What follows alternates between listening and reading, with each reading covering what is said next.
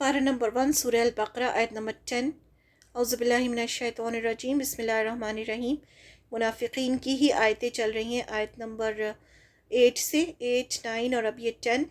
फ़ी क़ुलूबिहिम औज़ुबिल्लाहि मिनश्शैतानिर्रजीम बिस्मिल्लाहिर्रहमानिर्रहीम।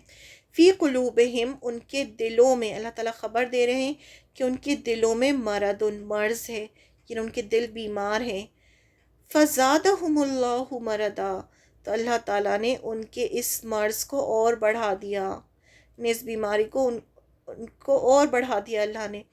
वलाहुम, और उनके लिए अज़ाबुन, अज़ाब है, अलीमुन, दर्दनाक, और ऐसे लोगों के लिए दर्दनाक अज़ाब है।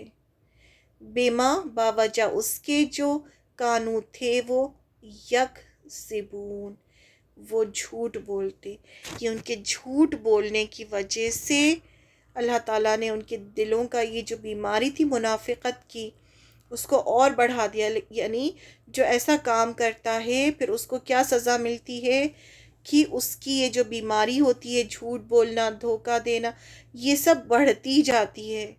ये उसकी दुनिया की भी सज़ा होती है, ये उसके लिए बढ़ती जाती है, और उसके लिए क़यामत के दिन अज़ाब अलीम है, दर्दनाक अज़ाब है। जो काफिर थे उनके लिए अज़ाब अज़ीम था, बड़ा अज़ाब, लेकिन इनके लिए उससे भी बड़ा अज़ाब है, अज़ाब अलीम, यानी बहुत दर्दनाक अज़ाब। और आगे हम पढ़ेंगे कि ये सबसे निचले दर्जे में इनको रखा जाएगा। और इसका रीज़न क्या बताया गया? झूठ बोलते थे, क्योंकि वो झूठ बोलते थे। तो झूठ बोलना जो है वो कितना बड़ा गुनाह है इस्लाम में। यानी जो झूठ बोलना है वो आपको मोमिन की कैटेगरी से निकाल के आपको मुनाफिक की कैटेगरी में ले जाता है। तो ये इतना बड़ा गुनाह है जिसकी वजह से आपके लिए अज़ाब अलीम होगा। तो हमें हर तरह से कोशिश करनी चाहिए कि हम हर तरह से अपने आप को इस झूठ से बचाएं। इनके दिलों में बीमारी है, यानी जो ये झूठ बोलते हैं, धोखा देते हैं, अपने आप को बहुत स्मार्ट समझते हैं, ये जो है एक किस्म की बीमारी है। तो अल्लाह ताला ने इनकी बीमारी को और बढ़ा दिया। ये जो बढ़ा दिया, ये इनको सज़ा दी गई दुनिया में। उनके लिए दर्दनाक अज़ाब है, वजह बताई गई क्योंकि वो झूठ बोलते हैं। ये सज़ा इनको इसलिए मिली क्योंकि वो झूठ बोलते हैं। ज़बान पे कुछ होता है, दिल में कुछ होता है। तो एक जो मोमिन होता है उसके दिल में भी वही होता है जो ज़बान पर होता है, अलग अलग नहीं होती उसकी बातें। ऐसा नहीं होता कि वो ज़बान से कुछ कहे और उसके दिल में कुछ हो। ये जो बातें होती हैं सिर्फ मुनाफिकीन के लिए होती हैं। मुनाफिक ऐसा करते हैं।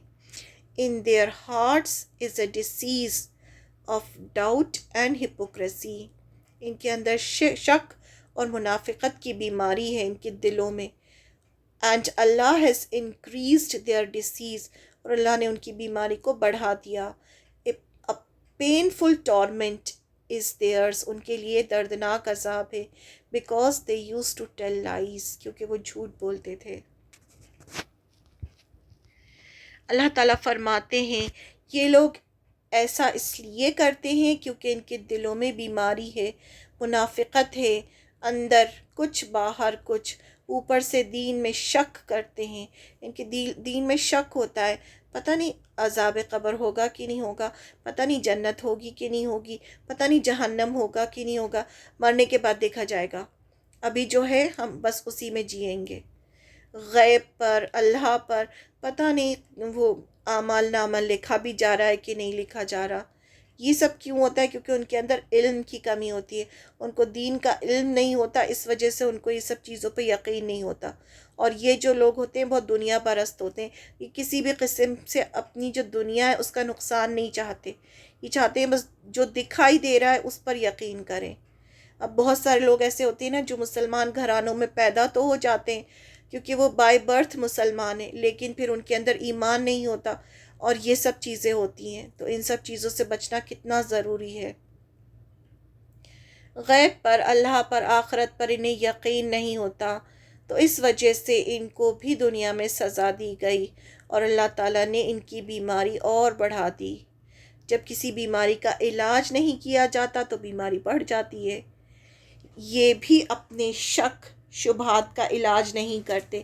علاج کیسے ہوگا؟ اگر یہ علم حاصل کرنا شروع کر دیں گے، قرآن پڑھنا شروع کر دیں گے، علم میں آگے بڑھیں گے، تو پھر ان کے شک دور ہو جائیں گے۔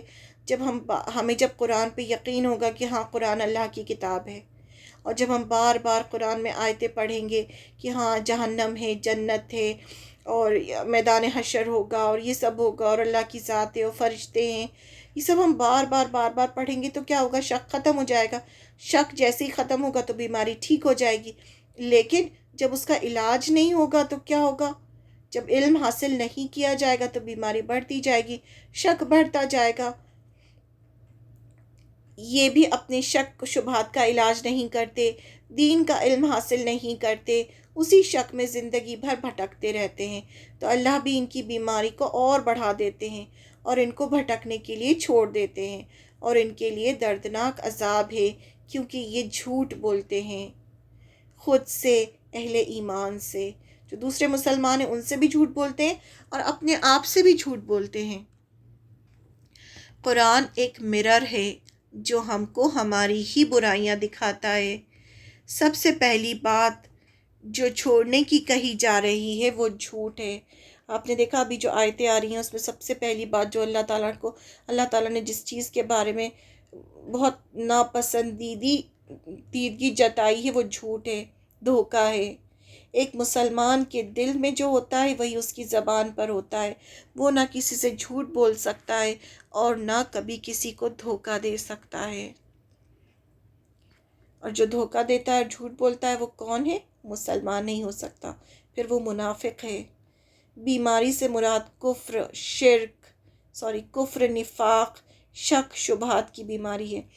دل جو ہے بیمار کب ہوتا ہے؟ جب دل جیسے ایک ہیلدی باڈی ہوتی ہے اس میں کوئی بیماری نہیں ہوتی، ایسے ہی ہیلدی ہارٹ کیسا ہوتا ہے؟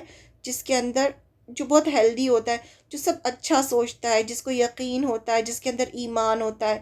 لیکن ایک انہیلدی بیمار ہارٹ کیسا ہوتا ہے؟ جس کے اندر کفر ہوتا ہے، انکار ہوتا ہے، شک ہوتا ہے، نفاق ہوتا ہے، منافقت بھری ہوتی ہے، تو یہ انہیلدی ہارٹ ہوتا ہے، یہ بیماری ہوتی ہے دل کی۔ آپ نے دیکھا کہ کچھ لوگ جو ہوتے ہیں ان کی زبان کتنی خراب ہوتی ہے، کیونکہ دل اور زبان جو ہے ایک دوسرے سے کنیکٹڈ ہوتے ہیں۔ جو بھی آپ کے دل میں ہوتا ہے نا وہ زبان سے ظاہر ہو جاتا ہے۔ مطلب انسان چاہے کتنا بھی میٹھا بولے، لیکن اس کا جو دل کی جو گندگی ہوتی ہے وہ اس کی زبان سے ظاہر ہو ہی جاتی ہے، کیونکہ اس کا دل بیمار ہوتا ہے۔ اور جس کا دل اچھا ہوتا ہے اس سے آپ کتنی بھی باتیں کریں، جو اس کے دل میں ہوگا وہی اس کی زبان پر آتا ہے۔ اگر وہ بیماری کا علاج نہیں کرتے تو پھر کیا ہوتا ہے؟ اللہ تعالیٰ ان کی بیماری اور بڑھا دیتے ہیں۔ جس کی اصلاح کی فکر نہ کی جائے تو بیماری بڑھتی ہی چلی جاتی ہے۔ اسی طرح جھوٹ بولنا منافقین کی علامت میں سے ہے، جس سے بچنے کی ضرورت ہے۔ مذاق میں بھی جھوٹ نہیں بولنا چاہیے، یعنی جھوٹ اتنی خراب چیز ہے کہ مذاق میں بھی جھوٹ نہیں بولنا چاہیے کبھی بھی۔ ایک کوئی صحابی تھے، وہ کہیں بہت دور سفر کر کے حدیث سننے گئے کسی اور صحابی سے، صحابی تو نہیں کہیں گے انہیں، کسی سے سننے کے لیے گئے، تو انہوں نے دیکھا کہ وہ گھوڑے کو، ہاتھ میں ان کے کچھ تھا اور گھوڑے کو بلا رہے تھے کہ آؤ یہ کھاؤ، ایسے کر کے۔ پھر انہوں نے دیکھا کہ ان کے ہاتھ میں کچھ بھی نہیں تھا، مطلب وہ جھوٹ بول رہے تھے گھوڑے سے، تو انہوں نے پھر ان سے وہ حدیث نہیں لی، کیونکہ وہ جانور سے جھوٹ بول رہے ہیں۔ تو جب جو انسان اس طرح سے جھوٹ بولتا ہے اس سے حدیث کیسے لی جا سکتی ہے؟ تو پھر انہوں نے ان سے وہ حدیث نہیں لی۔ تو جیسے ہم بچوں کو بھی کبھی کبھی کہتے ہیں نا، یہ کام کر لو تمہیں یہ ہم چاکلیٹ دیں گے یا یہ گفٹ دیں گے، اگر بولتے ہیں تو پھر وہ کام کرنا چاہیے، نہیں تو وہ بھی جھوٹ میں آ جاتا ہے۔ اس کے علاوہ بہت ساری ایسی جگہیں ہوتی ہیں نا جہاں پر ہم جھوٹ بولتے ہیں۔ ہر جگہ سے کوشش کرنا چاہیے کہیں بھی جھوٹ نہ بولیں۔ اگر آپ کو ایسا لگ رہا ہے کہ کچھ بولنا ضروری ہے تو خاموش ہو جائیں، کچھ بھی بات اس طرح سے کر دیں کہ جھوٹ نہ ہو۔